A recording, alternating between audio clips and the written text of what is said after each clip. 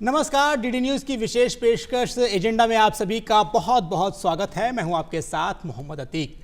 दोस्तों, जैसा कि आप सभी जानते हैं कि इस कार्यक्रम में हम लेकर के आते हैं आपसे जुड़े हुए मुद्दों और सरोकारों को। तो हमारी आज की इस चर्चा का विषय है मजबूत परिवहन तंत्र से बदलता भारत। जिस तरीके से आप सभी जानते हैं कि भारत का जो ये परिवहन तंत्र है बहुत तेजी से मजबूत हो रहा है और सरकार, चाहे वो सड़क का क्षेत्र हो, रेलवे हो या फिर हवाई परिवहन क्षेत्र, हर क्षेत्र में नई नई परियोजनाएं लेकर के आ रही, नई नई योजनाएं चल रही हैं और इसको आधुनिकीकरण के लिए बहुत सारी ऐसी योजनाएं हैं और बहुत सारे ऐसे नवाचार किए जा रहे हैं जो सीधा हमसे और आप तक पहुंच रहे हैं। इन सभी परिवर्तन का मकसद सिर्फ एक ही है कि आम नागरिक को सुगम और सुलभ यात्रा उपलब्ध कराना और इसके साथ ही साथ भारत की अर्थव्यवस्था को मजबूत बनाना। तो दोस्तों, अपनी इस चर्चा की हम शुरुआत करेंगे। तो सबसे पहले तो मैं अपने जो हमारे पैनलिस्ट हैं उनका परिचय करा दूंगा। उसके बाद में सबसे पहले मैं परिचय कराना चाहूंगा, हमारे साथ मौजूद है कैप्टन शशि किरण जी। आप चीफ पीआरओ हैं NWR के। सर, आपका बहुत बहुत स्वागत है हमारे इस कार्यक्रम में। धन्यवाद। वहीं जो हमारे दूसरे जो गेस्ट मौजूद हैं उनका परिचय मैं आपसे कराऊंगा। आप BL स्वामी जी हैं, आप प्रोफेसर हैं और सड़क परिवहन मामले में अच्छा जानकारी रखते हैं और विशेषज्ञ भी हैं। सर, आपका भी इस कार्यक्रम में बहुत बहुत स्वागत है। धन्यवाद। तो वहीं ऑलराउंडर कहें या फिर जो हर क्षेत्र में जानकारी रखने वाले वरिष्ठ पत्रकार हमारे बीच में मौजूद हैं, सब्रत चतुर्वेदी जी। इनसे हम भी जानने की कोशिश करेंगे। सर, आपका भी इस कार्यक्रम में बहुत बहुत स्वागत है। धन्यवाद। तो दोस्तों, जैसे कि हमारे इस कार्यक्रम की एक रवायत है कि जब भी हम कभी इस कार्यक्रम की शुरुआत करते हैं तो सबसे पहले एक रिपोर्ट देखते हैं और इस कार्यक्रम को समझने की कोशिश करते हैं। तो जल्दी से आइए देखते हैं हमारी ये खास रिपोर्ट। भारत में परिवहन प्रणाली देश के आर्थिक, सामाजिक और सांस्कृतिक विकास की रीढ़ है। रेलवे, सड़क और हवाई परिवहन जैसे विभिन्न माध्यमों ने भारत को एकीकृत करने, व्यापार को बढ़ावा देने, रोजगार सृजन करने और ग्रामीण व शहरी क्षेत्रों के बीच की खाई को पाटने में महत्वपूर्ण भूमिका निभाई है। भारतीय रेलवे विश्व का चौथा सबसे बड़ा रेल नेटवर्क है और इसे देश की जीवन रेखा कहा जाता है। ये न केवल यात्रियों को जोड़ता है बल्कि माल ढुलाई के माध्यम से औद्योगिक और कृषि क्षेत्रों को भी गति देता है। बजट के माध्यम से करीब 100 नई अमृत भारत ट्रेन बनेंगी, 200 नई वंदे भारत जिसमें स्लीपर और चेयर कार दोनों इंक्लूडेड है वो बनेंगी, 50 नई नमो भारत ट्रेन बनेगी और 1000 नए पुल और अंडरपासेस बनेंगे। जो 1300 स्टेशन पे काम चल रहा है वो आगे बढ़ेगा। एक तरीके से रेलवे में एक जो कायाकल्प माननीय प्रधानमंत्री जी कर रहे हैं वो इस बजट से आगे बढ़े। ये 12 लाख से अधिक लोगों को प्रत्यक्ष रोजगार प्रदान करता है, जो इसे भारत का दूसरा सबसे बड़ा नियोक्ता बनाता है। वंदे भारत जैसी सेमी हाई स्पीड ट्रेनों की शुरुआत ने यात्रा समय को कम किया और उत्पादकता बढ़ाई। वहीं भारत का सड़क नेटवर्क दुनिया का दूसरा सबसे बड़ा नेटवर्क है, जो ग्रामीण और शहरी क्षेत्रों को जोड़ने में महत्वपूर्ण है। यह छोटी दूरी की यात्रा और माल ढुलाई के लिए प्राथमिक साधन है। सड़कें शिक्षा और स्वास्थ्य सेवाओं तक पहुंच को आसान बनाती हैं। सरकार के द्वारा सड़क निर्माण के क्षेत्र में किए गए कार्यों की वजह से बड़ी संख्या में गांव सड़कों से जुड़ चुके हैं, जिससे ग्रामीण अर्थव्यवस्था मजबूत हुई है। भारत सरकार का भारतमाला परियोजना और सागरमाला परियोजना ने लॉजिस्टिक लागत को 14% से घटाकर 10% करने का लक्ष्य रखा है, जिससे व्यापार में प्रतिस्पर्धात्मकता बढ़ी है। ग्रामीण सड़कों के विस्तार ने कृषि उत्पादों को बाजार तक पहुंचाया, जिससे किसानों की आय में वृद्धि हुई। उधर हवाई परिवहन भारत में तेजी से बढ़ता क्षेत्र है, जो वैश्विक कनेक्टिविटी और पर्यटन को बढ़ावा देता है। ये समय संवेदनशील यात्रा और उच्च मूल्य वाली वस्तुओं के परिवहन के लिए महत्वपूर्ण है। हवाई परिवहन ने पर्यटन उद्योग को बढ़ावा दिया, जो भारत की GDP में अहम योगदान देता है। भारत में रेलवे, सड़क और हवाई परिवहन ने देश को एक आर्थिक शक्ति बनाने में महत्वपूर्ण योगदान दिया है।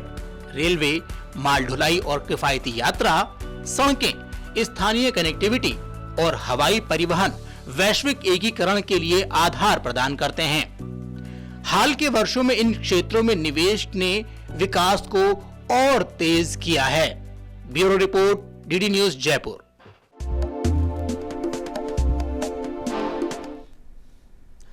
तो दोस्तों, अपनी इस रिपोर्ट से आप अंदाज़ा लगा सकते हैं कि जो देश है वो कितना ज़्यादा तेज़ी से विकास के पथ पर अग्रसरित हो रहा है। वो कोई भी सेक्टर हो, उसमें भी हम बहुत तेज़ी से आगे बढ़ रहे हैं। तो दोस्तों, अपनी इस चर्चा की शुरुआत करते हैं। सबसे पहले मैं शशि किरण जी के पास ही आना चाहूँगा। शशि सर, सबसे पहले तो आप, हालांकि जो रेलवे के एक्सपर्ट हैं, रेलवे को लेकर के काफ़ी कुछ चीज़ें आप जानते हैं, हम वो सारी कुछ जानने की कोशिश करेंगे। लेकिन पहला सवाल मेरा ये है कि जिस तरीके से आज हम 2025 में चर्चा कर रहे हैं, अगर हम जो है इस तरीके परिवहन का नेटवर्क है, हम रेलवे की बात आपसे जानना चाहेंगे, हम जो है रोड की बात जानना चाहेंगे और एविएशन के बारे में ओवरऑल हम इस वक्त किस स्थिति में हैं, ये चीज़ आप बताएं। जी देखिए, अगर उत्तर पश्चिम रेलवे की हम बात करें जो कि राजस्थान के 85% भूभाग को कवर करता है, तो उत्तर पश्चिम रेलवे में लगातार हम नए हम प्रगति के काम कर रहे हैं जी। 10 से 15 साल पहले भारतीय रेलवे के परिप्रेक्ष्य में अगर मैं बात करूं तो किसने ऐसा सोचा होगा कि चेनाब ब्रिज का निर्माण होगा या semi high speed Vande Bharat चलेंगी या अमृत स्टेशन जिस पे इतने हम वर्ल्ड क्लास स्टेशन का निर्माण कर रहे हैं, या हाई स्पीड ट्रेन की जब हम बात कर रहे हैं, हाइपर लूप की बात चल रही है। तो ये सब जो नई संकल्पना जो है, जैसा आपने अपने सब्जेक्ट में बताया है कि मजबूत जो परिवहन तंत्र है का जो आधार है, ये भारतीय रेलवे इसकी रीढ़ है और हम इसके निर्माण और इसके आगे और भारतीय रेल को बढ़ाने से ही एक मजबूत नेटवर्क का निर्माण कर सकते हैं। हमारे माननीय प्रधानमंत्री जी का जो विजन है कि रेल बढ़े देश बढ़े, और उसी पे हम काम करते हुए लगातार उत्तर पश्चिम रेलवे में हम नए नित्य आयाम हम कायम कर रहे हैं, जिसमें कि या ट्रैक का दोहरीकरण का बात हो, या फिर विद्युतीकरण हो, नई लाइनों का निर्माण करना हो, या फिर यात्री सुविधाओं से रिलेटेड जो स्टेशनों पे जब काम किए जा रहे हैं, नई नई ट्रेनों का हम जो निर्माण कर रहे हैं। तो ये सारी चीज़ें उस संकल्पना के आधार पर कर रहे हैं कि यात्रियों को नई सुविधाएं मिल सके और हम एक मजबूत नेटवर्क के रूप में उभर सके। जी बिल्कुल, यानी कि जिस तरीके से अब से 10-15 साल पहले कोई इतनी कल्पना नहीं कर रहा था कि हम इतनी हाई स्पीड ट्रेनों के साथ में सफर कर सकेंगे, और वो धरातल पर देखने को मिल रही हैं। बखूबी आपने बात बताई। और बीएल स्वामी सर, हम आपके पास आ रहे हैं। जिस तरीके से हम सड़क की अगर बात करते हैं, तो आप सबसे पहले तो बताइए, जो स्थानीय नेटवर्क होता है या फिर हम राष्ट्रीय जो हम अर्थनीति की बात करते हैं, तो कितना कुछ फायदा देता है ये नेटवर्क? ये आज किसी भी कंट्री की इकोनॉमी अगर है, तो how much road network that country has developed, जैसा अभी आप हमारे साथी ने बताया था कि रेलवे, और वो यही 15-16 साल पहले की बात कर रहे हैं। मैं 85 का एक डाटा देता हूँ, जिसमें हमारा जो फ्रेट मूवमेंट है, गुड्स का ट्रांसपोर्टेशन, वो 70% डेवलपमेंट थ्रू रेल नेटवर्क था और 30% था रोड नेटवर्क से। और उसी साल में 85 में यूएस का 95% फ्रेट मूवमेंट रोड डेवलपमेंट से था, only 3 to 4% by railway. So that you can realise कि कितनी इंपॉर्टेंस है कि highway development is totally your economy of a country depends on how developed your highways are. अगर हम उसकी 2% जो मेंटेनेंस कॉस्ट अफोर्ड नहीं कर सकते हैं, तो फिर वो हमारी पूरी इकोनॉमी को ही जो है खा जाएगा जी। तो इसलिए बहुत ज़रूरी है कि नॉट ओनली हम नए हाईवे कंस्ट्रक्ट करें, और उसकी मेंटेनेंस भी रखना बहुत ज़रूरी है। जी बिल्कुल। संतोष जी, सबसे पहले तो आप बताइए, हम एविएशन के बारे में आपसे जानना चाहेंगे। जिस तरीके से जो प्रधानमंत्री नरेंद्र मोदी जी ने एक संकल्प लिया था कि जो हवाई चप्पल पहनने वाला भी हवाई यात्रा करेगा, हम ऐसी सुगम यात्रा बनाएंगे, ऐसा इंफ्रास्ट्रक्चर डेवलप करेंगे, आपको क्या लगता है वो बात कहाँ तक जो है साकार हुई है, और हम आज किस मुहाने पर खड़े हुए हैं एविएशन के सेक्टर में? जी देखिए, एक तो ये जैसे प्रोफेसर साहब ने बताया कि जितनी सड़कें हैं, किसी राज्य या देश का उन्नति के बारे में जानना हो तो वो देख लीजिए कितना सड़कें हैं, कितने हाईवेज बने। ये बात एविएशन पे भी लागू होती है। एविएशन सेक्टर में आज से 10 साल पहले की बात करें तो 2014 से पहले मुझे लग रहा है कुल 74 हवाई अड्डे थे देश में, और आज 10 साल बाद में बात करें तो 157 से ज्यादा हवाई अड्डे हैं। तो इस बात से अंदाजा लगाया जा सकता है कि अपना देश हवाई या एविएशन सेक्टर में कितनी प्रगति कर रहा है। आपने कहा कि आम आदमी से जुड़ी बात, तो आम आदमी अब वो अफोर्डेबल एविएशन भी है, हवाई अड्डे सिर्फ बने नहीं हैं, आम आदमी इनका उपयोग भी कर रहा है। ये इंडस्ट्री ग्रोथ इसलिए कर रही है कि जितना हवाई अड्डे या एयरलाइंस बढ़ी हैं, उनके ग्राहक या जिसे कहें कि हम जो उड़ान में सफर करने वाले हैं, उनकी संख्या भी बढ़ी है और वो अफोर्डेबल हुई है। तो इससे हम ये सर्तिया कह सकते हैं कि पिछले 10 साल में जो काम हुआ है वो न सिर्फ रोड और रेलवे में है, एविएशन में भी बहुत आगे प्रगति की है। बिल्कुल। शशि जी, जिस तरीके से आप एनडब्ल्यूआर को रिप्रेजेंट करते हैं, उत्तर पश्चिम रेलवे को रिप्रेजेंट करते हुए आप बैठे हुए हैं, हम कोशिश करेंगे कि इस क्षेत्र में ज़्यादा बातचीत की जाए तो ज़्यादा मुनासिब रहेगा। सर, सबसे पहले तो ये बताएं कि जो ये एनडब्ल्यूआर का जो दोहरीकरण की जो नीति है, ये जो नई रेलवे लाइनें बिछाई जा रही हैं, वर्तमान में क्या कुछ स्थिति है उसकी?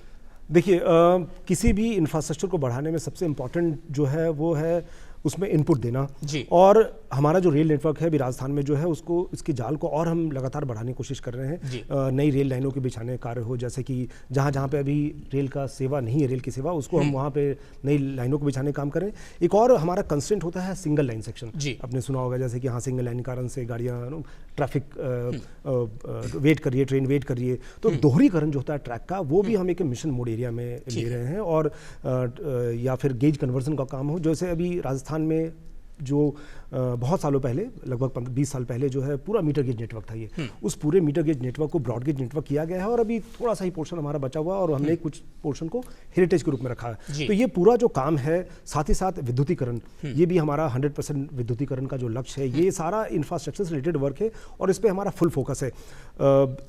इनफैक्ट बहुत ही वो है, एक सराहनीय बात है कि अभी 100 साल हो गए विद्युतीकरण को रेलवे में आए हुए और इस 100 सालों में 100% जो है हमारा विद्युतीकरण का लक्ष्य अचीव होने वाला है। हमारे उत्तर पश्चिम रेलवे की अगर हम बात करें तो 97% हमारा विद्युतीकरण हो चुका है। 21,000 करोड़ से भी ज़्यादा के करोड़ रुपए से भी ज़्यादा काम चल रहे हैं, जिसमें कि हम 800 किलोमीटर से भी ज़्यादा के जो है दोहरीकरण के और नई लाइन के काम कर रहे हैं। तो एक इस संकल्पना पर हम काम कर रहे हैं कि जो राजस्थान में उत्तर पश्चिम रेलवे का जो रेल का नेटवर्क है इसको और दूर पहुंचाना, मजबूत करना, दोहरीकरण करना, विद्युतीकरण करना, ताकि यात्रियों को हम कम समय में कम लागत में हम पहुंचा सकें। क्योंकि कई बार जब चर्चाओं में देखा जाता है, अभी हाल फिलहाल में जो बिजनेस समिट हुए, समिट में भी ये बात निकल करके आई कि जो यहाँ की जो भूमि है उसका कैसे बहुत सही इस्तेमाल किया जाए, तो रेलवे नेटवर्क बहुत ज़रूरी है जिस तरीके से अगर देखा जाए तो। हालांकि आपने जैसा बताया कि विद्युतीकरण बहुत तेज़ी से हो रहा है, वो बहुत काम तो आएगा ही। BL स्वामी सर, जिस तरीके से हम सड़क नेटवर्क की अगर हम बात कर रहे हैं तो सड़क नेटवर्क को अगर देखें तो ये जिस तरीके से जो अभी हम वर्तमान में जो हाईवेज बनाए जा रहे हैं, एक्सप्रेस वे तक बनाए जा रहे हैं, तो आपको क्या लगता है इससे अर्थव्यवस्था पर कितना असर पड़ेगा और ये आम लोगों के लिए कितना लाभकारी है? ये गवर्नमेंट ऑफ इंडिया ने कुछ बहुत ही इंपॉर्टेंट प्रोग्राम चलाया है NHDP 2007 से। NHDP means national highway development programme. उसके तहत हमने गोल्डन क्वाड्रेंगल क्रिएट किया, मीन्स कनेक्टिंग 4 मेट्रोज है ना, दिल्ली, मुंबई, कोलकाता एंड चेन्नई, और ये करीबन 7,000 किलोमीटर लेंथ है। ऐसे नॉर्थ साउथ और ईस्ट वेस्ट कॉरिडोर, कश्मीर से कन्याकुमारी और सौराष्ट्र से सिलचर, ये भी करीबन 7,000 किलोमीटर अप्रॉक्सीमेटली, टोटल 14,000 किलोमीटर ये बढ़िया हाईवे गवर्नमेंट ने डेवलप किए। और इसके अलावा जो अभी हम भारतमाला प्रोजेक्ट है, अभी आपके इसमें ऐड में भी बता रहे थे, तो भारतमाला में 34,800 किलोमीटर का टारगेट रखा गया और उसमें से 15,000 किलोमीटर हमने अचीव भी कर लिया। और इसी तरह से जो टोटल लेंथ राष्ट्रीय स्तर पर देखें हम तो 66 लाख और 70,000 किलोमीटर के टोटल नेटवर्क डेवलप्ड है। इसमें से 6,060 किलोमीटर के एक्सप्रेस हाईवे हैं, जिसमें से 11,000 किलोमीटर निर्माणाधीन है जो अभी डेवलप हो जाएंगे कुछ टाइम में। और जो नेशनल हाईवेज हैं 1,61,000 किलोमीटर और स्टेट हाईवेज हैं 1,79,000 और 63 लाख अदर रोड्स हैं। ये टोटल 6,70,000 राष्ट्रीय स्तर पर देखें तो। और राजस्थान में देखें तो 2,78,000 किलोमीटर का रोड नेटवर्क है, जिसमें से 10,000 नेशनल हाईवेज है और स्टेट हाईवेज है 17,000 किलोमीटर और MDR है मेजर डिस्ट्रिक्ट रोड, वो है 13,000 किलोमीटर और अदर ODR है टोटल 51,000 किलोमीटर और विलेज रोड्स हैं 1,86,000 किलोमीटर। इसमें से 1,14,000 जो है किलोमीटर ये हमने प्रधानमंत्री ग्रामीण सड़क योजना के तहत डेवलप किया है। ये भी 2001 में माननीय प्रधानमंत्री वाजपेयी जी के टाइम में शुरू की गई स्कीम है, जिसमें हमने 1 किलोमीटर पेट्रोल पे 1 लीटर पे 1 रुपये सेस लगा के करीबन 20,000 किलोमीटर नेशनल लेवल पे डेवलप हो जाता। उससे हर गांव को, जहां भी आबादी 500 की है, उसको कनेक्टिविटी पूरे कंट्री में हर स्टेट में दी गई और राजस्थान में इसका सबसे ज़्यादा 25% पूरे बजट का मनी यूटिलाइज हुआ है। तो आज हमारे जैसलमेर, बाड़मेर जैसे जहाँ बहुत आबादी कम थी, फिर भी सभी गांव कनेक्ट हो गए जी इसमें। बिल्कुल।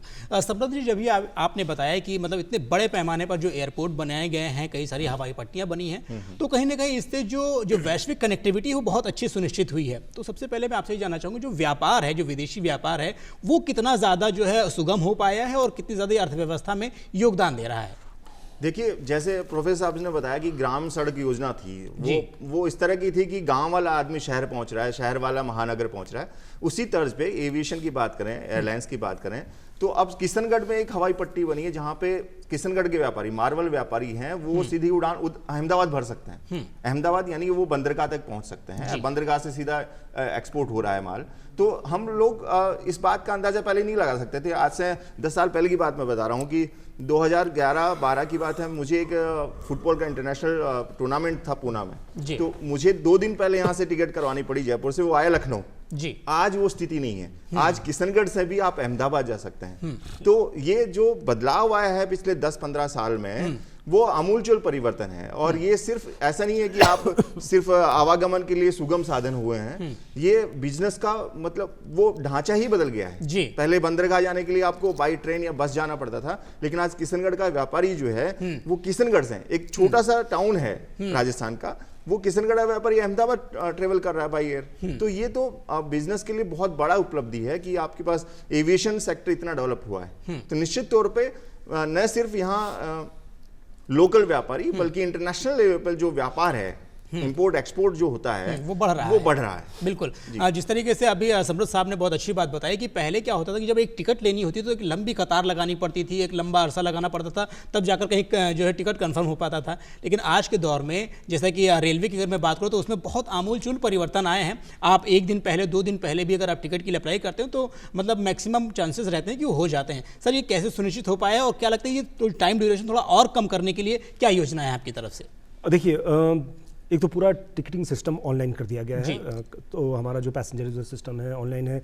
उसके अलावा जनरल टिकट जो है ना, आपने बहुत पहले महसूस किया होगा कि जनरल टिकट लेने के लिए काउंटर पर लगे हुए हैं या फिर रिजर्वेशन टिकट लेने के लिए, अब ये चूंकि ऐप के माध्यम से, और हमने अभी जनरल टिकट के लिए तो बहुत ही अच्छा एक सिस्टम कर दिया है। यूटीएस ऑन मोबाइल ऐप का जो है, उसके माध्यम से कोई भी जनरल क्लास का पैसेंजर जो है अपने उस ऐप के माध्यम से टिकट ले सकता है। ना ही टिकट ले सकता है बल्कि कहीं से भी ले सकता है। उसमें एक रिस्ट्रिक्शन था 20 किलोमीटर का, वो भी हमने हटा दिया है। अब कोई भी यात्री जनरल का टिकट किसी भी जगह पर बैठे हुए कहीं से भी कहीं का ले सकता है। तो एक नई क्रांति जो है सूचना के माध्यम से, सूचना क्रांति के माध्यम से हमने डिजिटल का जो ये समावेश किया है इंडियन रेलवेज में, और साथ ही साथ नई ट्रेनों का संचालन किया है। Semi high speed Vande Bharat की बात की, या माननीय रेल मंत्री जी अभी अपने आपके उसमें जो है रिपोर्ट में बात कर रहे थे, जिसमें कि अमृत भारत ट्रेन की बात हुई है, या नमो ट्रेन की भी आती है, चल रही है, नमो ट्रेन की बात हो रही है। तो ये सारे नए नए अलग अलग डिजाइन के, वंदे भारत स्लीपर का अब आने वाला उसका ट्रायल चल रहा है। वंदे भारत स्लीपर एक नई कॉन्सेप्ट और संकल्पना के आधार पर बनाई जा रही है कि हाई स्पीड, सुरक्षित और कम फेयर में जो है एक डेस्टिनेशन से दूसरे डेस्टिनेशन आप जा सकते हैं। तो एक पूरा एक सम्मिलित प्रयास चल रहा है हमारा भारतीय रेल में कि कैसे हम जो है अपने किफ़ायती जो हमारे वो हैं प्रयोग हैं उसके यूज़ करते हुए और साथ ही साथ नई नई सुविधाओं को समावेश करते हुए रेल यात्रियों को और सुविधा प्रदान। सर, एक सवाल आपसे और लेना चाहूँगा, इसी में ऐड करना चाहूँगा। जिस तरीके से भी आपने एक जिक्र किया जो अमृत भारत स्टेशन की बात होती है, सर ये अमृत भारत स्टेशन योजना है क्या? और उसमें मैंने देखा है कि जो गांधीनगर अपना रेलवे स्टेशन है उसको भी इसमें शामिल किया गया है, जयपुर भी शामिल किया गया। तो आपको क्या लगता है कि ये अमृत भारत स्टेशन योजना के तहत क्या कुछ बदलाव देखने को मिलेगा और क्या कुछ इसके क्राइटेरिया है? जी देखिए, 2 परफेक्ट है इसके। अगर मैं उत्तर पश्चिम रेलवे के परिप्रेक्ष्य में अगर बात करूं तो हम 77 ऐसे स्टेशनों का अमृत भारत स्टेशन के योजना के तहत विकसित कर रहे हैं। राजस्थान के अगर बात करें तो राजस्थान में 85 ऐसे स्टेशनों का हम विकसित कर रहे हैं। अमृत स्टेशन योजना के अंतर्गत हम स्टेशनों का विश्व स्तरीय पुनर्विकास कर रहे हैं। 10 स्टेशन जो हमारे यहाँ उत्तर पश्चिम रेलवे के, जैसे कि आपने बताया, जयपुर है, गांधीनगर जयपुर है, जैसलमेर है, उदयपुर है, बीकानेर है, अजमेर है, जोधपुर है, इनको हम करोड़ों रुपए की लागत से, जयपुर की बात करूँ 700 करोड़ की लागत से हम इसका निर्माण कर रहे हैं। काफ़ी सारा काम इसमें हो चुका है। सेकेंड एंट्री बन रही है, G+2 की बिल्डिंग बन रही है, एयर कॉनकॉर्स आ रहे हैं। एक बहुत ही नवीन संकल्पना है, इस नवीन आधार हम इसमें एक बड़े मेजर स्टेशन में कर रहे हैं, जिसमें कि एयर कॉनकॉर्स बनेगा, जिसमें कि फर्स्ट प्लेटफॉर्म से लेकर के एंड प्लेटफॉर्म के बीच में ये स्काई वॉक का जो एरिया होगा, उस पूरे एरिया में हम लगभग 5000-6000 स्क्वायर मीटर एरिया में हम एयर कॉनकॉर्स डेवलप करेंगे। और साथ ही साथ इसमें जो है हम तमाम यात्री सुविधाओं जैसे कि शॉपिंग मॉल होती है, उस तरह से हम उसमें डेवलप कर रहे हैं। खास बात ये होगी कि ये सारे अमृत स्टेशन जो बनेंगे ये सिर्फ ना सिर्फ कला संस्कृति लोकल जो है उसको समावेश करते हुए बनेगा, बल्कि एक कंस्ट्रक्शन का जो निर्माण का एक उत्कृष्ट नमूना होगी। जो मैं इसकी बात कर रहा था, जो बड़े बड़े स्टेशनों की बात कर रहा था, गांधीनगर, जयपुर और जयपुर में या उदयपुर वगैरह में, इनको हम सिटी सेंटर के रूप में विकसित कर रहे हैं। अभी आपने जैसे देखा होगा कि जो से फॉर एग्जांपल कोई स्टेशन हम लेते हैं तो स्टेशन जो है डिवाइड कर देता है सिटी के लेफ्ट एंड राइट पोर्शन को या एक भाग को दूसरे भाग से। तो ये हमारा कॉन्सेप्ट जो हम बिल्ड कर रहे हैं, एयर कॉन्कोर्स एक ऐसा माध्यम होगा जो कि ना सिर्फ हम उसको शॉपिंग मॉल की तरह तो होगा ही होगा, के अलावा भी उसको हम शॉपिंग मॉल के जैसे इस्तेमाल कर सकते हैं। उस पे हम रेंट पे देकर के कुछ आर्थिक स्थिति भी हो सकती है या कैसे भी चीजें मतलब वो कर सकते हैं।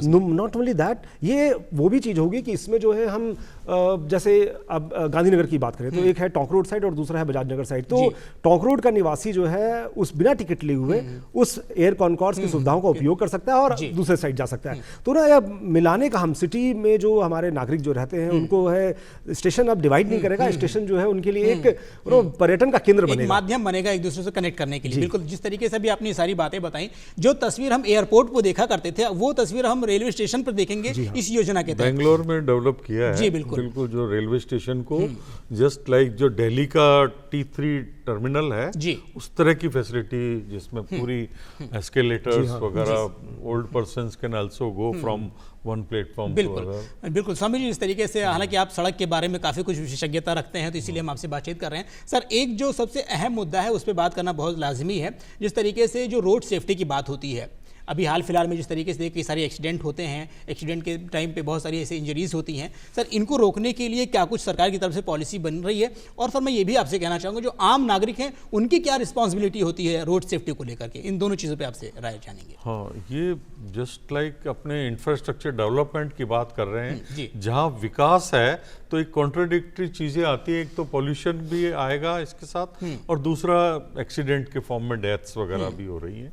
तो ये हमें जो जीरो टॉलरेंस की जो वर्ल्ड लेवल पे रोड सेफ्टी पे जो संकल्प लिया गया है वो इंडिया में हमें चाहिए कि हमें एक्सीडेंट्स की रेट को रिड्यूस करना है और उसमें 50% तक तो लाना ही लाना है। उसके लिए हमें जो है सिस्टम्स अप्रोच की ज़रूरत है, जिसमें सारी चीज़ें हों, कि जिसमें इंजीनियरिंग डिफेक्ट नहीं हो, जिसमें ट्रेनिंग हो, जिसमें पुलिस पर्सनल्स के लिए, उसके बाद ट्रॉमा सेंटर्स डेवलप हो, पोस्ट मेडिकल केयर जो है वो बहुत अच्छे से प्रोवाइड की जाए, उसकी ट्रेनिंग भी गांव के लोगों को और रोड साइड जो रह रहे हैं उनको लार्ज स्केल में की जाए। क्योंकि जो गोल्डन आवर है एक्सीडेंट के बाद, जो 1 आवर है, वो उसमें बहुत इम्पोर्टेंट है। अभी मैं हैदराबाद रिंग रोड पे सेफ्टी ऑडिट करके आया था 2-3 साल पहले, तो वहाँ यही सजेस्ट किया you should have 10 minutes response. उसके लिए हेलीकॉप्टर स्टैंड बाय सर्विसेज रखें। हैदराबाद सिटी में इतने सारे 5 स्टार हॉस्पिटल्स हैं, उसके किसी भी रूफ टॉप पे आप उसको लैंड कर दीजिए तो क्विकली उसको रिलीफ मिल जाएगा। सर एक चीज़ और देखी जाती है, कई बार जब रोड पे देखते हैं या जो लोग आमतौर पर ये लोकल रोड पे बहुत देखा जाता है कि लोग कहीं पर भी जो है डिवाइडर बना देते हैं अपनी सुविधा के अनुसार में, या कहीं पर भी जैसे कुछ भी चीज़ें हो रही हैं तो उस पर आपने कोई ऐसा कुछ वेरिएशन लगा दिया इस तरह। ये कैसे, क्या कुछ मुमकिन रहता है कि इसके लिए कोई परमिशन लेनी पड़ती है, या जो लगा रहे हैं अपने मन से भी कहना, उनके लिए क्या कुछ कार्रवाई के लिए जो है बताइएगा? MOU साइन किया था हमने नितिन गडकरी जी के साथ ट्रेनिंग प्रोवाइड करने के लिए टू इंजीनियर्स। नाउअडेज मिनिस्ट्री ने जो नया सर्कुलर निकाला है उसमें अर्बन एरियाज जैसे जयपुर है, उसकी जितनी भी रोड्स हैं, पहले जो आपका जो मीडियन के अंदर हम केवल कर्ब स्टोन प्रोवाइड करते थे, अब उसकी जगह न्यू जर्सी कंक्रीट बैरियर जो 1 मीटर हाइट का होगा वो प्रोवाइड करना है। और कुछ रोड्स में जयपुर में इम्प्लीमेंट भी हुआ है। उसका क्या है कि उसमें फिर लोग जैसे इधर दुकान है इधर दुकान है क्रॉस नहीं कर सकेंगे। मैक्सिमम एक्सीडेंट इधर से उधर जो जाते हैं ना, जब आपका कंप्लीट ब्लॉकेड है और इधर से उधर जा ही नहीं सकेंगे एक्सेप्ट एट जहाँ पे आपको कट है या जो भी इंटरसेक्शन है और जहाँ पेडेस्ट्रियन क्रॉसिंग दिया हुआ है with proper sign and all, तो वो सारी सेफ्टी प्रिकॉशंस हमें हर जगह सिटीज की रोड्स में प्रोवाइड करनी है। और ये जो पहले मीडियंस थे सब चेंज करने पड़ेंगे। बिल्कुल, ये मिनिस्ट्री की ठीक है। रिक्वायरमेंट है। समृद्ध जी, जिस तरीके से जब डेवलपमेंट की बात होती है तो जो पर्यावरण होता है कहीं ना कहीं उस पर भी बात होनी चाहिए और होती भी है।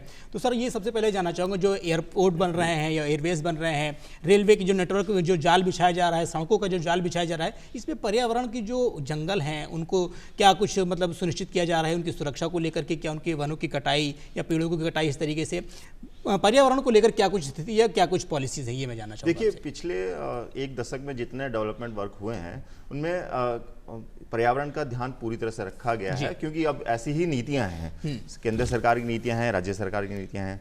जैसे ग्रीन एयरपोर्ट्स बने हैं, जितने भी नए एयरपोर्ट्स बने हैं ग्रीन एयरपोर्ट के तर्ज पे बन रहे हैं। अभी नया एक एक्सप्रेस हाईवे निकला है हमारे यहाँ से, दिल्ली मुंबई एक्सप्रेस हाईवे, उसका कुछ एरिया जो है कोटा हाड़ौती इलाके से निकला है। वो बिल्कुल जंगली इलाका है जो कि रिजर्व है, पर वहाँ पे भी ध्यान रखा गया है। बहुत सारा इलाका जो है वो, क्योंकि जंगली जानवर प्रभावित न हो, अभ्यारण्य प्रभावित नहीं हो, तो वो टनल के रूप में वहाँ से निकाला गया है। तो ये पर्यावरण का ध्यान रखा ही जाता है बड़े प्रोजेक्ट में।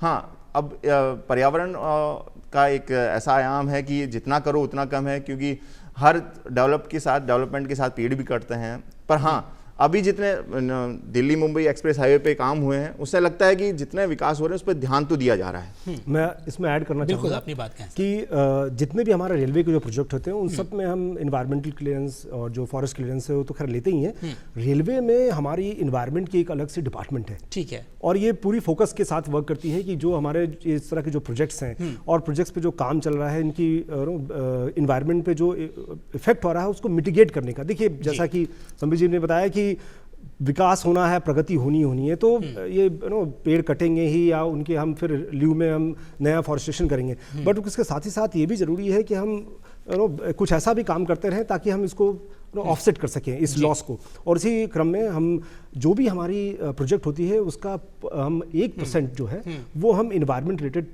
प्रोजेक्ट के लिए करते हैं। तो बहुत सारे काम भी कराए जाते हैं रेलवे से रिलेटेड, जो हम यूज़ करते हैं, पानी का जो यूज़ करते हैं, लैंड का यूज़ करते हैं, तो इस सब में सीवरेज वाटर ट्रीटमेंट प्लांट बनाने हो या बहुत सारे ऐसे इन्वायरमेंट रिलेटेड जो प्रोजेक्ट्स हैं उनको हम लेते हैं इन प्रोजेक्ट जी बिल्कुल। शशि जी, मेरा आप भी सवाल इसी से जुड़ा हुआ है, जिस तरीके से जो भी हाई स्पीड ट्रेनें आ रही हैं, किस तरीके से, अगर देखिए अभी आप वंदे भारत की बात कर रहे थे, स्लीपर कोच भी आ रहे हैं, मेट्रो भी उसके इस तरीके से जो तैयारी हो रही है अलग अलग तरीक़ों से। सर, ये जो हाई स्पीड ट्रेन है इसके जो टेस्टिंग ट्रैक तैयार हो रहा था सांभर के आसपास में कहीं पर, तो सर ये टेस्टिंग ट्रैक कैसे तैयार हो रहा है, कितना टाइम लगेगा और क्या कुछ पैमाना है इसका, ये बारे में जानना चाहूँगा सर। बहुत ही उल्लेखनीय कार्य हो रहा है ये, जो राजस्थान में ही पूरे भारतीय रेलवे का ही नहीं, पूरे वर्ल्ड का, विश्व रेलवे का इतना लंबा जो है टेस्ट ट्रैक बनाया जा रहा है। ये high speed dedicated test track है जिसको हमारी जो रिसर्च डिजाइन स्टैंडर्ड ऑर्गेनाइजेशन है RDSO, उसके द्वारा बनाया जा रहा है। 64 किलोमीटर का ये टेस्ट ट्रैक है, जिसमें कि लगभग 967 करोड़ की लागत से हम इसका निर्माण कर रहे हैं, और अलग अलग तरह की इसमें टेस्टिंग कर्व्स होंगे, लूप्स होंगे, और जिन पे जो हाई स्पीड का जो रोलिंग स्टॉक आने वाला है उसका हम टेस्टिंग यहाँ करेंगे। तो एक फेज़ 1 और फेज़ 2 में इसका काम चल रहा है। फेज़ 1 लगभग कंप्लीट हो चुका है, फेज़ 2 भी हमारा पूरा प्रयास है कि दिसंबर 2025 तक इसको हम पूरा कंप्लीट कर देंगे, और इसके निर्माण से हम जो सेमी हाई स्पीड और उसके बियॉन्ड की जो रोलिंग स्टॉक होगा उनके यहीं पर टेस्टिंग कर पाएंगे, ना सिर्फ अपने भारतीय रेलवे के लिए बल्कि जो है विश्व के और भी जो रेलवे जिनको रिक्वायरमेंट होगी उनको भी हम टेस्टिंग कर पाएंगे। ये टेस्टिंग ट्रैक है ये पूरे ऑल ओवर इंडिया के बजाय अपने राजस्थान, मतलब अगर देखें उसका जो है वो यहीं पर बन रहा है। ठीक है, तो जिस तरीके से अगर हम हाइपर लूप की बात कर रहे थे, अभी बातचीत हो रही थी, जो रेल मंत्री जी भी गए उसमें बताया कि हम टेस्टिंग करें बहुत तेज़ी से। ये हाइपर लूप ट्रेन क्या है, किस तरीके जो है, इसके बारे में थोड़ा बहुत हम जानना चाहेंगे। IIT चेन्नई के साथ जो है हमने टाइप किया है, कोलैबोरेशन करके, और इसका अभी टेस्ट एक छोटे से पोर्शन का निर्माण किया है, कुछ मीटर्स का, और ये एक माइलस्टोन मेथड से हम इस पर वर्क कर रहे हैं कि कैसे जो है हाइपर लूप जो कि कॉन्सेप्ट एक दिया गया था टेस्ला के द्वारा, उसको हम इंडियन रेलवेज में भी इम्प्लीमेंट करें।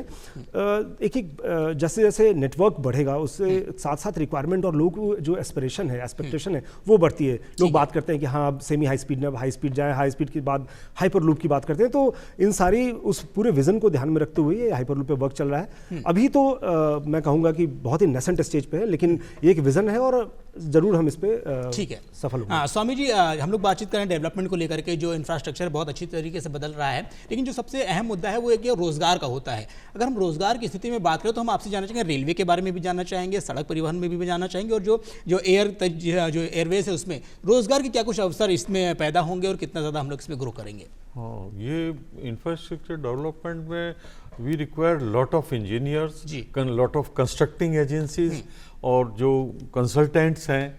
तो हम देख रहे हैं कि जितने एम्स हैं गवर्नमेंट के प्रोजेक्ट्स के, माननीय नितिन गडकरी जी की उनकी नेतृत्व में, अभी आप देखेंगे कि एक ही डाटा मैं नेशनल हाईवेज का दे रहा हूँ कि उनके पिछले 10 इयर्स के टेन्योर में 60% लेंथ इंक्रीज हुई है नेशनल हाईवेज की, फ्रॉम 91,000 टू 1.5 लाख किलोमीटर। तो ये एक बहुत बड़ा डेवलपमेंट है and we are having shortage of engineers, agencies, और उसके लिए ये बहुत बड़ा अपॉर्चुनिटी है इंडिया में कि हम हजारों लाखों की संख्या में रोजगार, सप्लायर्स और इस तरह की जो इकोनॉमिक एक्टिविटीज को बढ़ावा देने वाली चीजें हैं उस पे हम बहुत ही बड़े लेवल पे हम कंट्रीब्यूट कर पा रहे हैं। ठीक है, और वो रिफ्लेक्ट होगी हमारी जीडीपी के। सर इतना बड़ा नेटवर्क है ये, जो रेलवे की बात करते हैं, इतने सारे कर्मचारी यहाँ काम करते हैं। सर एक हम मोटा मोटी आंकड़ा जानना चाहेंगे कि लगभग कितने लोगों को रेलवे जो है वो रोजगार दे रहा है, और क्या लगता है कि आपको जो आधुनिकता के दौर में जो ये बदलाव हो रहे हैं, जो डेवलपमेंट हो रहे हैं, कितने लोगों को और रोजगार मिल सकेगा? जी, वर्तमान की अगर बात करें पूरे भारतीय रेलवे में लगभग 14 लाख कर्मचारी हैं, और उत्तर पश्चिम रेलवे के परिप्रेक्ष्य में लगभग हमारे 49,000 अधिकारी और कर्मचारी हैं। रोजगार एक हमारा सतत प्रक्रिया है। हम जो हमारी रेलवे भर्ती बोर्ड्स होती हैं, रेलवे रिक्रूटमेंट कमेटी होती है, ये सारे हम लगातार करते रहते हैं। अलग अलग जो पोस्ट हमारी होती है, सेफ्टी पोस्ट होती है, नॉन सेफ्टी पोस्ट होती हैं, उसके अलावा खेलों को बढ़ावा देने के लिए, संस्कृति को, कल्चर को बढ़ावा देने के लिए हम इन कोटों से, सांस्कृतिक कोटा और खेल कोटा और स्काउट एंड गाइड कोटा से माध्यम से भी रिक्रूटमेंट करते हैं। एक हमारा एनुअल कैलेंडर होता है जिसे हम लगातार कर्मचारियों के प्रमोशन, कर्मचारियों की पोस्टिंग और साथ ही साथ जो है नए नए कर्मचारियों की नियुक्ति हम करते रहते हैं। तो ये तो हो गया प्रत्यक्ष रोजगार की बात करूं। अप्रत्यक्ष रोजगार की अगर हम बात करें तो जैसे इतने 4,000 करोड़ के काम चल रहे हैं, अमृत स्टेशन के काम, 21,000 करोड़ के जो है इंफ्रास्ट्रक्चर के वर्क चल रहे हैं, जिसमें कि 800 किलोमीटर नई लाइन आ रही है, 800 किलोमीटर का दोहरीकरण हो रहा है, 500 किलोमीटर से अधिक का नई लाइन बन रही है। तो ये सारे जो हम कॉन्ट्रैक्ट अवार्ड करते हैं, इसमें अप्रत्यक्ष रोजगार का हम लाखों लोगों को जो है रोजगार के अवसर प्रदान होते हैं। तो भारतीय रेल जो है एक रोजगार देने का एक बहुत ही बड़ा न्योता है, और जो है एक नियोक्ता है, और एक हमारा हमेशा वो रहता है कि कैसे जो है हम अर्थव्यवस्था को ऊपर और बढ़िया बेहतर कर और एक बड़ा रोल प्ले भी करता है जो अपना इंडियन रेलवे है वो अर्थव्यवस्था के लिए। समृद्ध जी, मैं आपके पास आना चाहूंगा। जिस तरीके से जो चीज़ें बहुत तेजी से बदल रही हैं, आप देख रहे हैं एआई का दौर आ गया है, किसी भी चीज़ में आप कोई चीज़ एक क्लिक में सब कुछ आपके पास सामने हाजिर है। तो सर मैं ये जानना चाहूँगा जो एयरवेज है, एयरवेज में किस तरीके से एआई का इस्तेमाल किया जा रहा है, और क्या लगता है कि आपको आने वाले 5 साल या 10 साल में हम एयरवेज में कहाँ पर खड़े होंगे? देखिए, एयरवेज की बात है, एविएशन सेक्टर की बात करें तो एआई टूल और ना बाकी सब चीज़ों को छोड़िए, रेलवे और जितने टिकट बुकिंग होती हैं, एयरवेज की टिकट बुक होती हैं, तो पहले सिर्फ एक ऐप होता था या वेबसाइट होती थी। अब एआई ऐसे टूल आए हैं जिससे आम आदमी जो है अपने स्मार्टफोन से बुकिंग कर सकता है। तो एक तो सबसे बड़ा बदलाव आया है एआई ने जो लेके आया है वो कि आम आदमी के सीधे अप्रोच में, किसी एजेंट के पास नहीं जाना है, उसे किसी वेबसाइट पे नहीं जाना है, आप स्मार्ट, आपके पास फोन है या लैपटॉप है, तो आप एआई की मदद से आपको वो कॉन्फ़िगर करके डाटा देता है कि आपको कौन सा मुफीद टिकट मिल रही है कहीं पे। ये बात थी आम आदमी से जुड़ी हुई।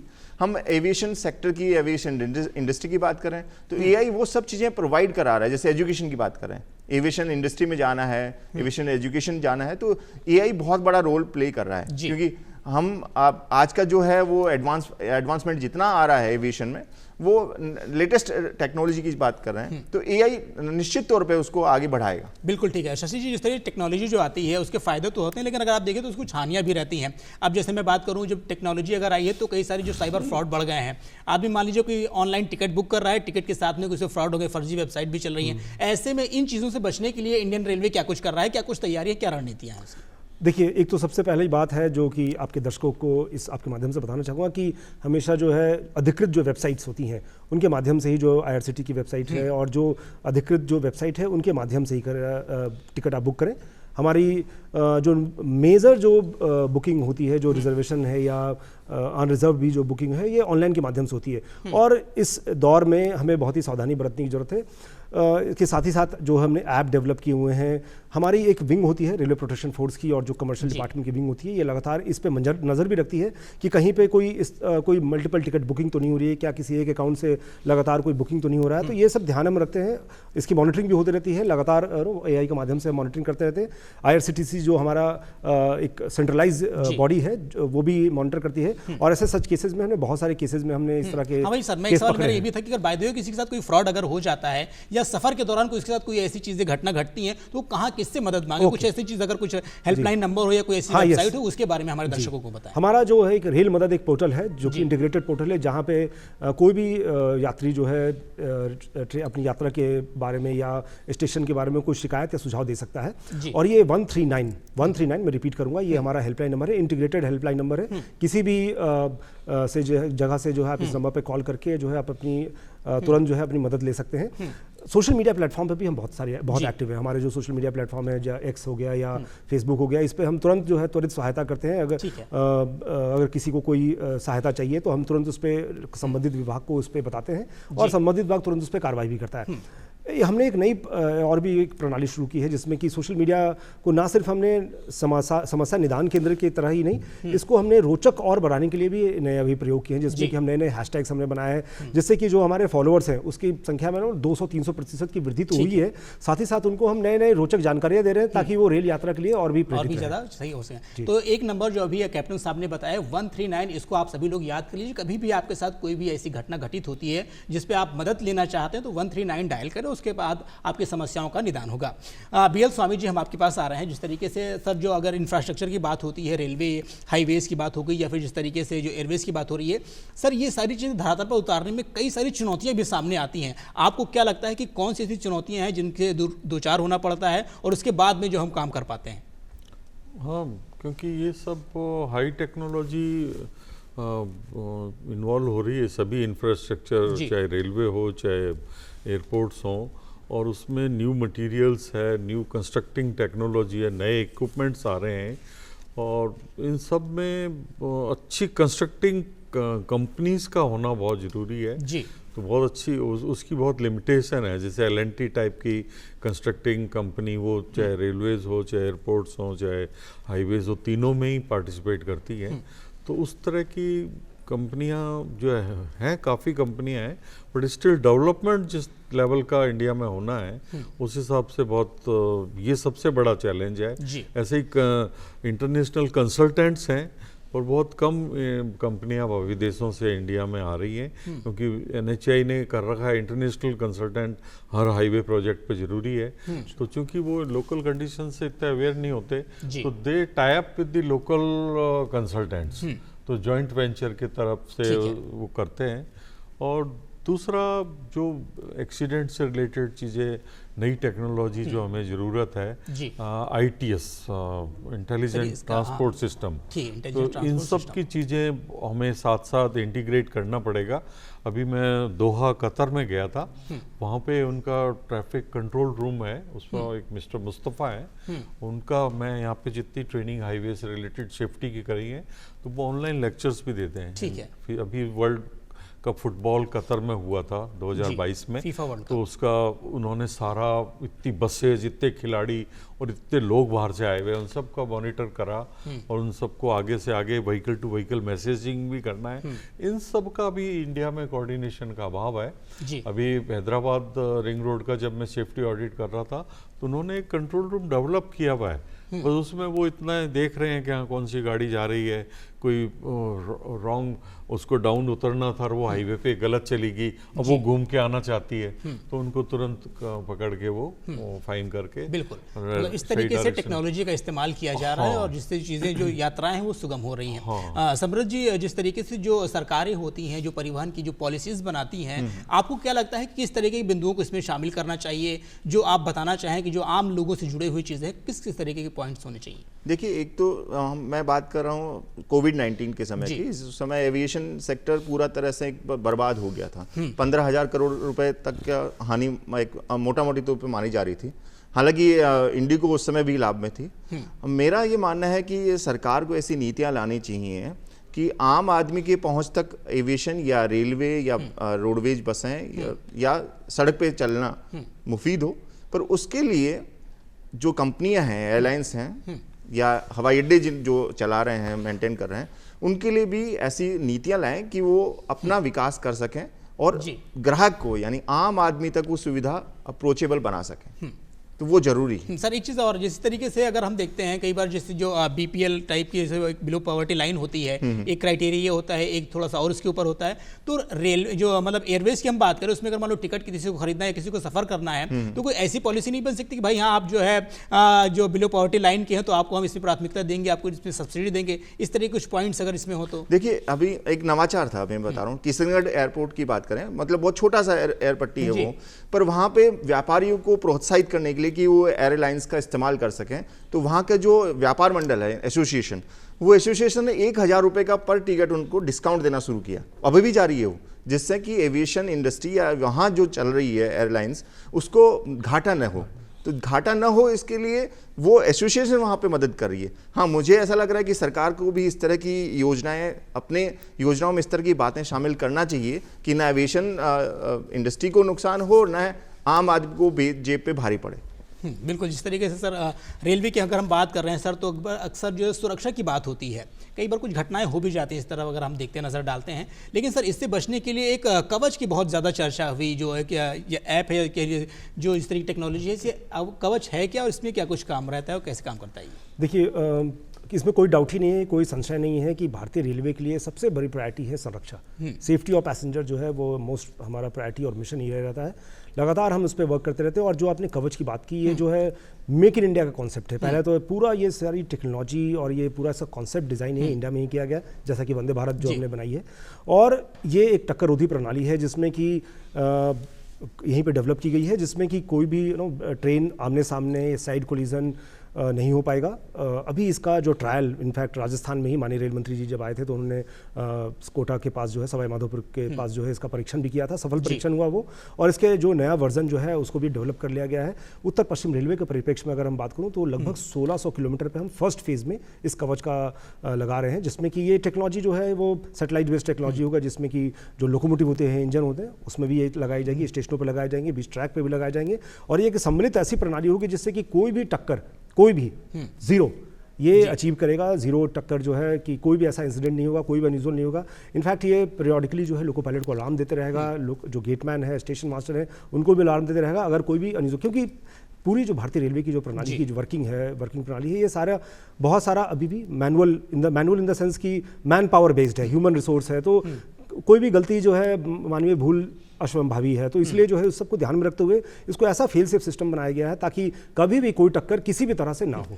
सर, अगर हम एनडब्ल्यूआर के क्षेत्र की अगर बात करते हैं, कई बार तो जिस तरीके से जो वंदे भारत का जो संचालन है वो कितना सुगम है, क्या कुछ स्थिति है वर्तमान में, ये भी जानना चाहेंगे आपसे।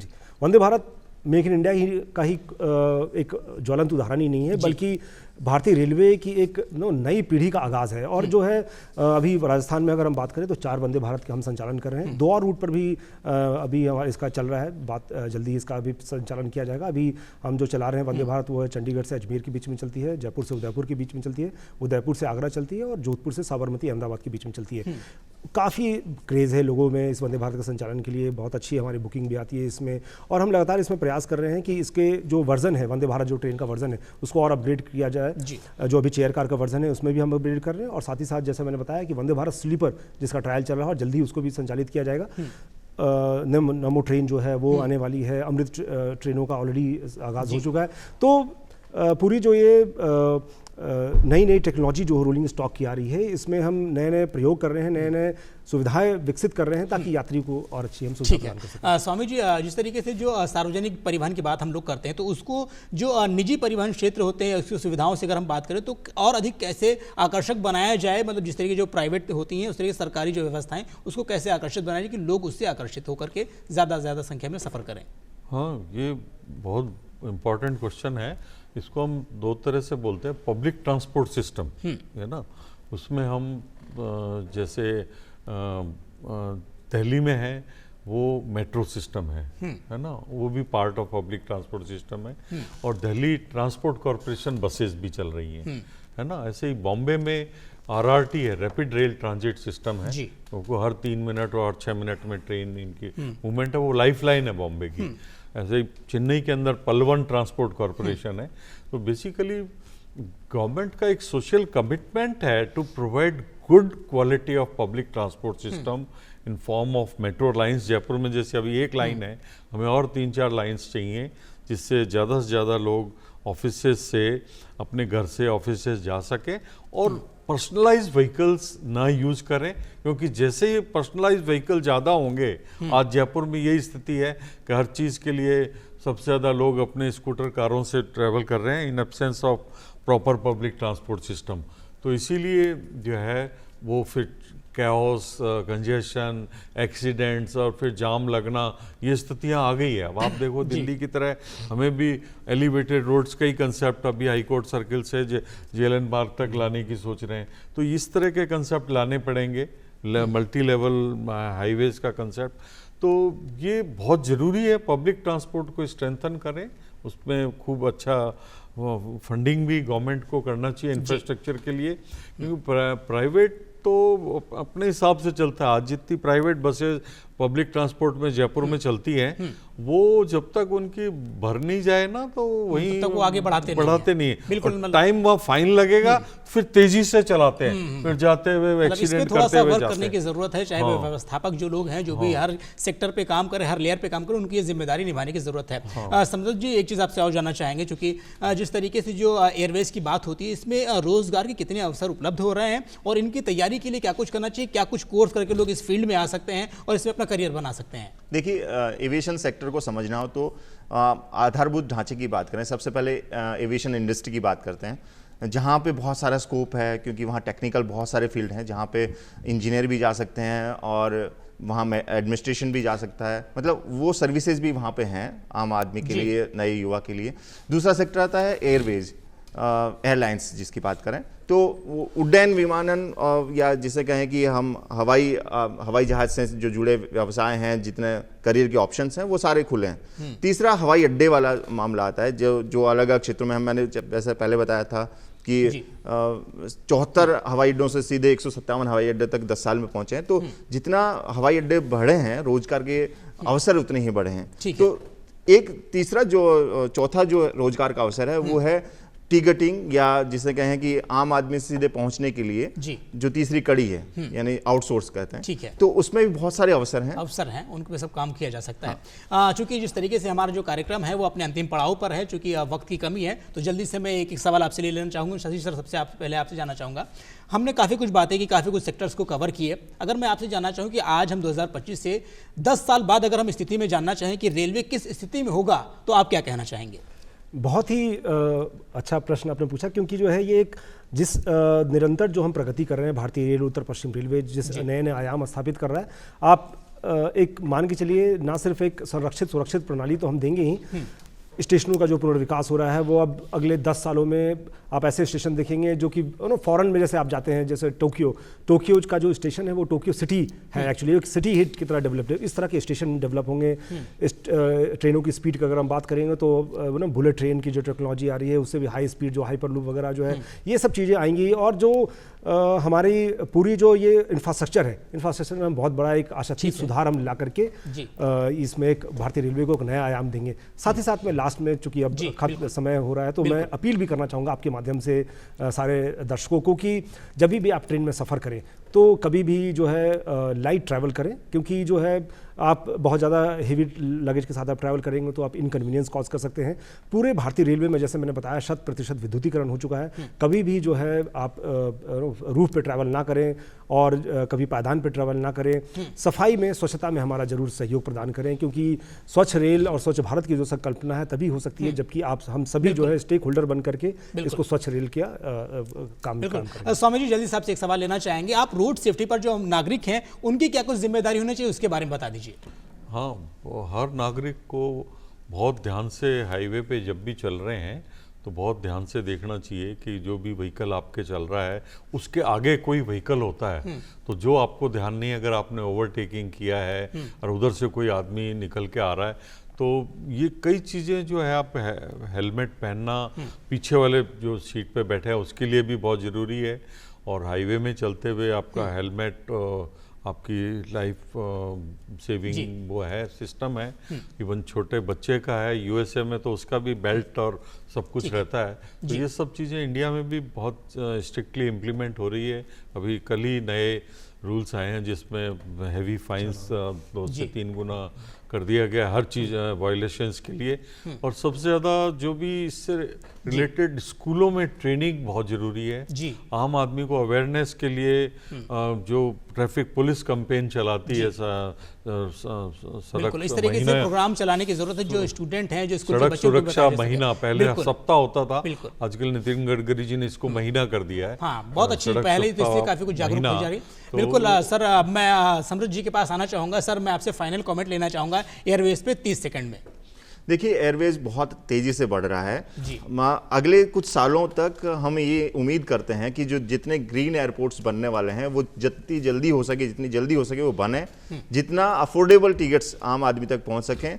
सरकार मदद करे नीतियां बनाने में, एयरलाइंस को इसमें जो बदलाव करने चाहिए वो करें और आम आदमी के लिए अफोर्डेबल बनाएं। और अगले 10 साल में हम ये चाहेंगे कि ग्रीन एयरपोर्ट जितने बनने थे वो बने और जितने सुविधाएं बढ़ाने सकें बढ़ें। बिल्कुल। तो दोस्तों, जिस तरीके से हम चर्चा कर रहे थे, जो परिवहन सेक्टर है वो कितना मजबूत है और किसी भी देश के विकास की अगर बातचीत करनी है तो आप उसका जो ट्रांसपोर्ट सिस्टम है उसको अगर आप देख लीजिए, उससे आप अंदाजा लगा सकते हैं कि देश कितना ज़्यादा विकसित है। सबसे बड़ी बात, एक चीज़ और मैं कहना चाहूँगा, जिस तरीके से अभी कैप्टन शशि किरण जी ने कहा है कि आप जब भी कभी सफ़र करें ट्रेन में तो पायदान पर सफ़र ना करें, ट्रैक पर मत चलें, इस तरीके की बातों का ख्याल रखें। और जिस तरीके से जो रोड सेफ्टी की बात कही गई है कि आप हमेशा जब भी गाड़ी चलाएं हेलमेट लगा कर चलाएं, ओवरटेक करने की गलती इस तरीके से मत करें जिससे एक्सीडेंट हो, तो सारी चीज़ों का ख्याल रखें। और दोस्तों, फिलहाल हमारे कार्यक्रम में इतना ही। अगले हफ्ते किसी ऐसे ही ज्वलंत मुद्दे के साथ फिर हाजिर होंगे, ऐसी ही किसी शख्सियत के साथ। तब तक के लिए मुझे और मेरी टीम को दीजिए इजाजत। नमस्कार। धन्यवाद। नमस्कार।